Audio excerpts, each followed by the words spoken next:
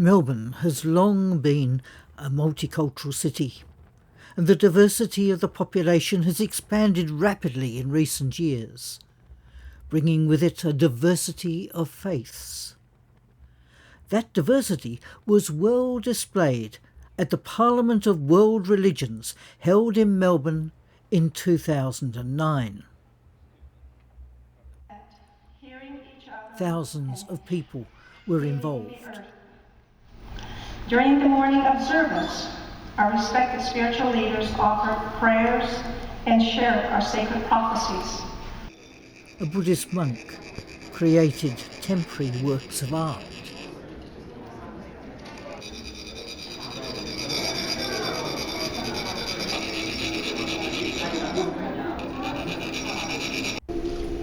Other monks chanted.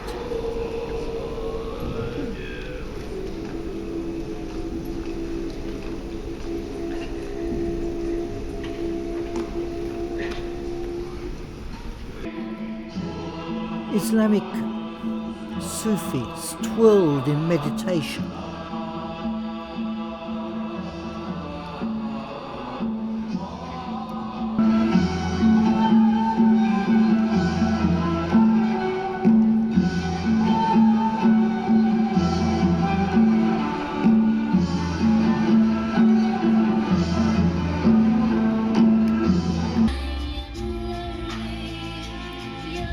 Hindu dancers told ancient stories.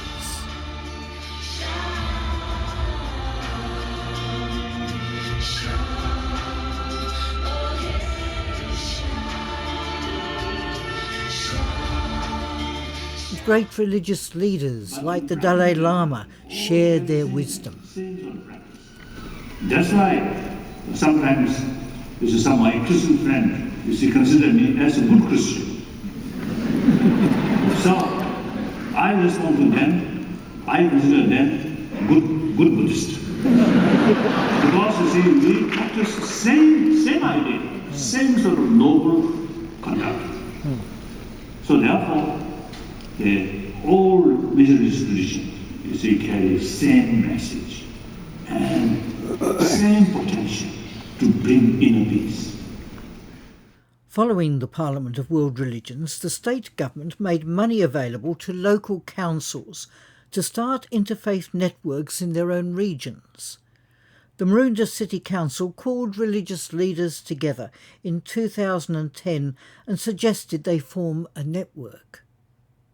Reverend Tim Gibson from St John's Anglican Church, Croydon, became the first chair of the Maroondah Interfaith Network. And one of our early activities was an interfaith cafe. People were seated in tables of 4 with questions to share about their religious faith.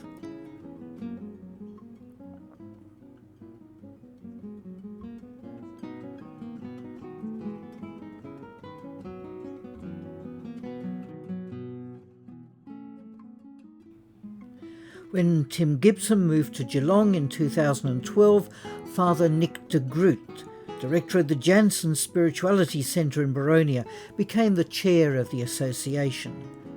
And we shared our traditions in many ways. One event, we shared the food that was connected to our religious traditions.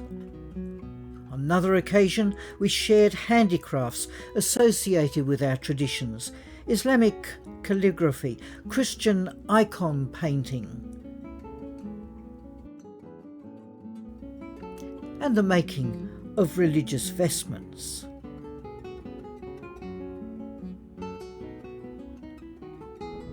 We have arranged visits to different religious centres, sometimes attending each other's religious services. We've held many seminars, and on this occasion we were thinking about happiness. We're actually pretty good at choosing things that demonstrably make us unhappy. And so what I'll contribute to the conversation as we go, what we actually need is some sort of way, some sort of path that helps us set aside what's going on. be aligned by it, and actually explore and listen to what it is that makes us each individually come alive. If I would have kept my mind calm, with what philosophy? Neither seek nor avoid. Where in whatever situation the life has kept me, I don't run away from it. I accept it, but I don't go on just aiming for something more and more. Accept it, take the responsibility, don't run away from life, be with the life, but stop that endless just chasing after endless desires. That's never going to make us happy. Alongside the religious leaders, we asked a psychologist to speak. And so we have these various happy hormones. We need a good dose of them: DOSE, dopamine, oxytocin, serotonin, and endorphins. So dopamine is a reward hormone, and it's connected with pleasure and motivation. We get a dopamine hit when we achieve a goal, when we get a pat on the back, when we listen to music, when we do something that feels good, and when we have fun. And when we drink coffee, and we eat chocolate, and we eat sweets and biscuits and cakes, and you get the picture. The downside of dopamine is that it is very addictive. Why did God make you? God made me to know him, to love him and serve him in this world, and to be happy with him in the next. That became the paradigm for happiness for me for many, many, many years. It's still true, but I've learned that it's so much more than that. I'm going to go to the heart of what some of the other speakers have said. The real source of happiness is emptiness, is nothingness.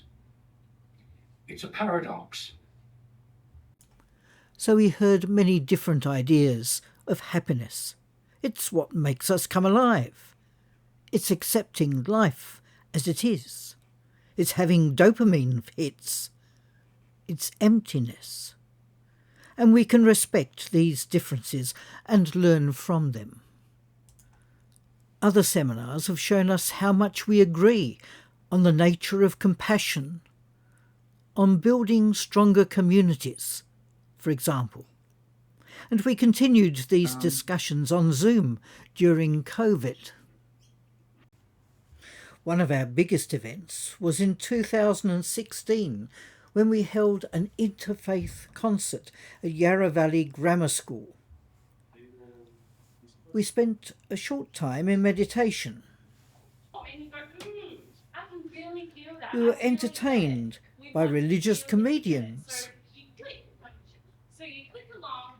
We watched some Hindu dancing.